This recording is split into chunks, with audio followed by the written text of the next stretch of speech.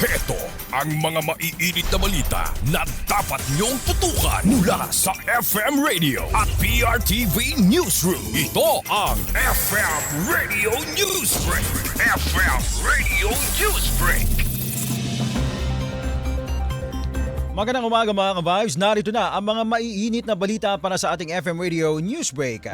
Nagkasundo ang mga manufacturer ng basic necessities at prime commodities sa Department of Trade and Industry o DTI na hindi muna magtataas ng presyo sa susunod na 30 hanggang 60 araw. Kabilang sa mga produktong mananatiling pareho ang presyo ay ang sardinas, tinapay, instant noodles, kape, sabon at kandila upang makatulong sa gitna ng pagtaas sa presyo ng petrolyo.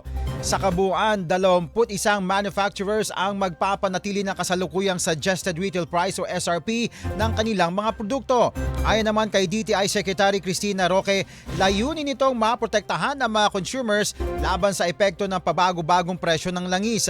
Samantala, nagbabala ang DTI laban naman sa hoarding at illegal na price increase at hinikayat ang publiko na agad itong i-report sa ahensya. FM Radio Newsbreak. FM Radio Newsbreak. Sa iba pa mga balita, pinaalalahanan ng Department of Migrant Workers o DMW ang mga overseas Filipino workers na iwasan ang pagpo-post at pagbabahagi ng mga larawan at video kaugnay ng mga pag-atake sa gitnang silangan.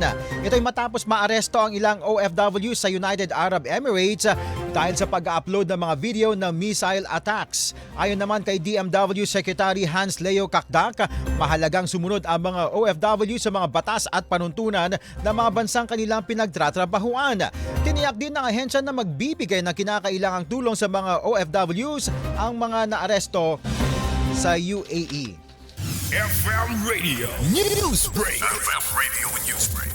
At sa ating panghuling balita mga ka-vibes, tiniyak ng Department of Energy o DOE na hindi pa kailangan ng pagrarasyon ng langis sa Pilipinas dahil sapat pa ang supply ng petrolyo sa bansa. Ayon sa ahensya, umaabot pa sa mahigit 40 days ang kasalukuyang inventaryo ng langis sa kabila ng mataas na presyo ng petrolyo at patuloy na tensyon or dahil sa patuloy na tensyon naman sa Middle East.